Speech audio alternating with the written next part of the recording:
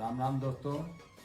तो 12 महीने में एक दिन जो नवमी है, जो साल भर की जो बड़ी नवमी जो रहा आज माँ दुर्गा जी की दुर्गा नवमी एना रोज हमारा पूर्वज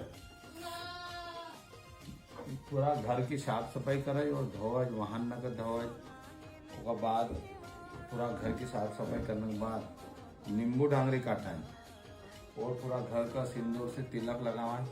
पूरे जो भी वाहन छे मोटरसाइकिल में से और घर में जो भी किचन छे गाय का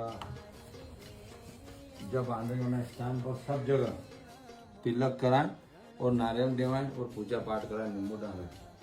यह हमारा पूर्वज करता है।